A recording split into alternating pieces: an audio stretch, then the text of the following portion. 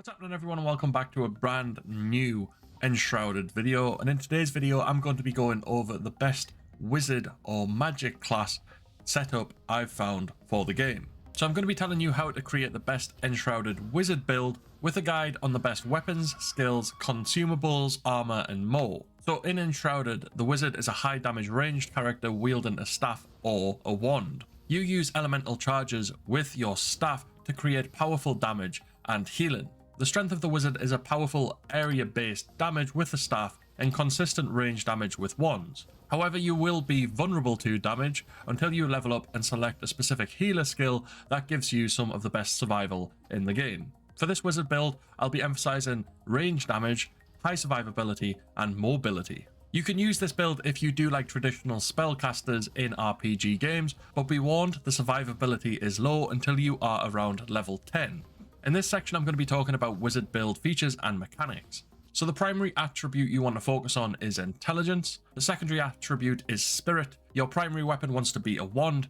Your secondary or ranged weapon wants to be a quarterstaff. You want to have a magic shield. The best armor is the wizard armor. And the best skills are blink, water aura, radiant aura, and wizard. And the best consumables are the prayer of the flame scroll, grilled game, and roasted azure rosella. So what weapons and type of magic should you actually be using in Enshrouded as a wizard? For your wizard build, when you are using a quarterstaff, you will need staff charges in order to cast magic from them. Enshrouded has two primary magic-based damage weapon choices, wands and staffs. The benefit of the wand is the damage does not require a one-time use charge. However, the damage and different elemental effects aren't as powerful as staffs with charges. Staffs do require mana to use and do have a long charge up time when you are using spells and staff charges. Staff charges require mana to use and do take a long time to cast. So when you are doing this, your character is vulnerable compared to a wand, which is quite a quick cast. So ideally you should use your staff as an opening shot or to target other ranged damage dealers. And once the fight moves closer to you, you should try to create some space and switch to your wand because you can block with a shield while it is equipped. Your wizard build will want to emphasize a specific elemental type to get the most damage via skill selections. Fire and ice are the two strongest currently, while also using fire charges on your staff. The staff can also heal you, however the heal does act as a channel and it does take quite a long time to recover your health. However, the heals are great in multiplayer, but when you're in solo and you are in a pressured situation, it's better to rely on healing potions than healing yourself with a staff. In summary, the best Enshrouded Wizard build I've found is to use a firecracking wand and a staff with fire charges and try to play with as much range between you and your enemies as possible. So what are the best wizard attributes in the game? For the wizard build in Enshrouded, intelligence increases your overall magic damage and is your best attribute. Secondly, spirit determines your overall mana capacity for your staff charges. I suggest using the wand primarily because it's simple and doesn't require any charges or mana. However, if you do enjoy the staff and feel power is worth crafting charges, consider spirit to be a more important attribute than intelligence. Intelligence, though, is extremely important for this particular build. I'd recommend that you select two skills that passively heal you and damage shroud enemies every second based on your level of intelligence. When you reach level 19, you'll have around 12 intelligence, and your build can heal you over 30 health a second, and if you are playing in multiplayer, that applies to your allies as well, within a 15-meter radius. This drastically increases your survivability, though it's dependent on your max intelligence, so be aware it is why I'd recommend to prioritize intelligence for this build. Also bear in mind you need to level up your flame altar as much as possible, as that will increase your attribute bonus, and this is a priority for improving your Enshrouded Wizard build power level. Based on everything I've said so far, these are the skills you should select for your build in the game.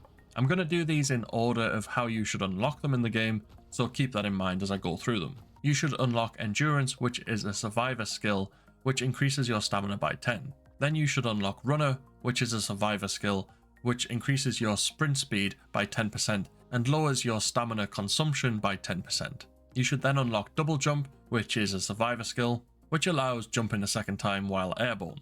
You should then unlock Intelligence, which is a healer skill, which gives you +1 to your intelligence. You should then unlock Healer, which is a healer skill, and this increases your health gain from healing spells by 10%. You should then unlock Blink, which is another healer spell, which replaces the dodge roll ability with a short range teleport. You should then unlock Healer 2, which is another healer skill, which increases your health gain from healing spells by 20%. You should then unlock Intelligence, which is a healer skill, which gives you +1 to your intelligence.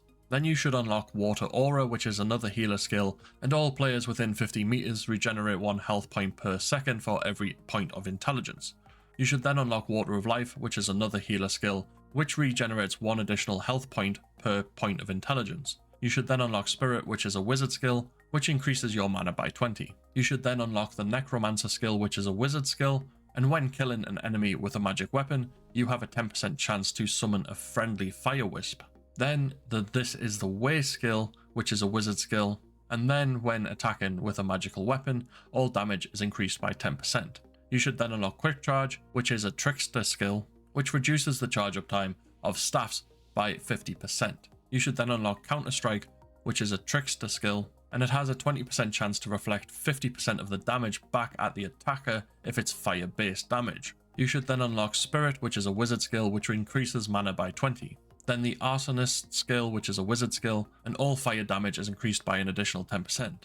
Then Pyromaniac, which is another wizard skill, and all fire damage is increased by an additional 20%. Then Radiant Aura, which is a wizard skill, and all fell foes within 10 meters take 1 fire damage per intelligence point per second. Then Sun Aura, which is another wizard skill, which gives 1 additional fire damage per intelligence point per second. Then Intelligence, which is a wizard skill, which gives +1 to intelligence. And then Wizard, which is a wizard skill, and when attacking with a magical weapon, your critical hit chance is increased by 10%.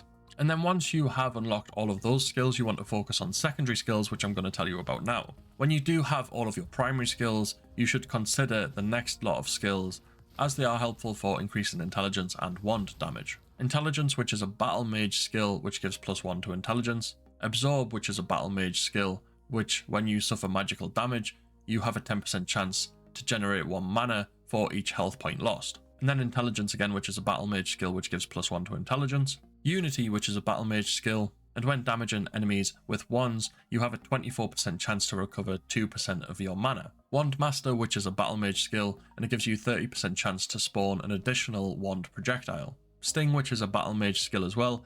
Repeated wand damage is increased by 20%. Intelligence, which is a trickster skill, which gives +1 to intelligence. Begone, which is a trickster skill, which gives a magic powered punch that pushes and stuns hit foes. Intelligence, which is a trickster skill for +1 intelligence. Terror, which is a trickster skill. When on a critical hit with a spell, the target will be stunned for 4 seconds. You should bear in mind though that this build was created with a level 19 wizard in Enshrouded, which awarded 69 skill points.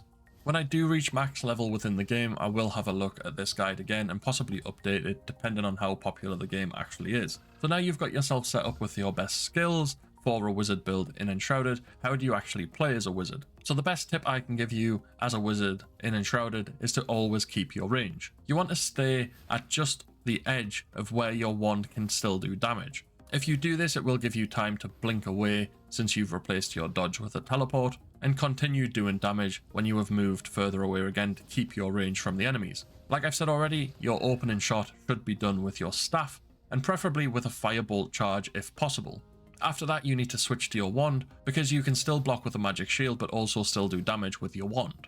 As a wizard, you are going to want to make sure you keep powerful potions on hand for your mana and your health, which is going to aid you if you get hit really hard and need to recover. You should consider pre-blocking when possible when entering caves and houses and that sort of thing. This means using your wand and turning corners with your shield prep to block, and then if you do get attacked, you will block the attack. You can counter-attack with your wand, but if there is nothing there, you can switch back to your staff and assess the situation.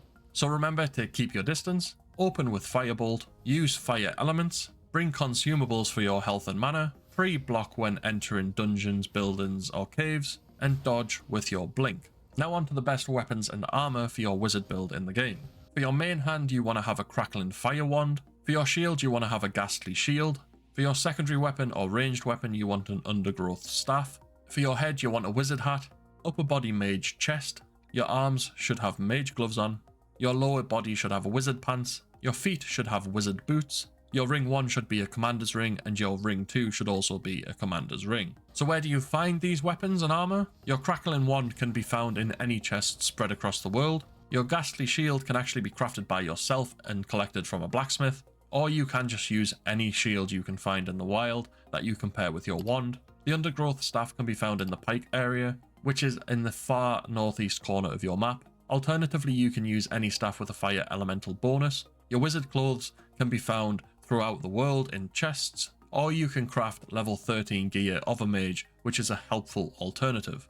Mage clothes can be crafted from the alchemist, or if you don't have the mage clothes, you can always use the alchemist apprentice clothes as an alternative, and you can get the commander's rings from killing the wyvern in the pike northeast of the map. The ring of rapacity is also an alternative and is located in Willow's Crush. For the best wizard consumables, they are the prayer of the flame scroll, grilled game, and roasted azure russula. The prayer, along with elixir, can give you a flat bonus to damage. Grilled game is used to increase your constitution, which is incredibly low as a wizard, and azure russula can be found growing in caves. You should cook this though to get +3 intelligence, and maintain grilled game azure russula for a big boost in your stats. In addition to this, you want to keep many healing components on your person at all times. You should make sure to carry blueberries or strawberries for health regeneration, water for stamina regeneration, and bandages for healing.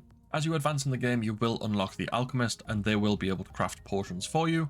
This will help you in early game, and then you can start optimizing for damage with consumables. And that is everything in my guide on how to create the best wizard class in Enshrouded. Like I've said, I'm not max level, so this could change over time, especially with updates and that sort of thing. So if it is popular and it's something that people want, I might possibly redo this in the future, or possibly do it for other builds that are in the game as well. So please do let me know down in the comment section below if you'd like to see this type of video again on the channel, and also let me know your tips and tricks for surviving as a wizard within Enshrouded, and also let me know if you would change anything in my guide. If you have enjoyed this video and you found it helpful, make sure to smash a like on it to show support for the game on the channel, and if you are new to the channel and you've enjoyed the video and found it helpful, make sure to subscribe to be kept up to date with all future releases. But other than that, we'll see you in the next video.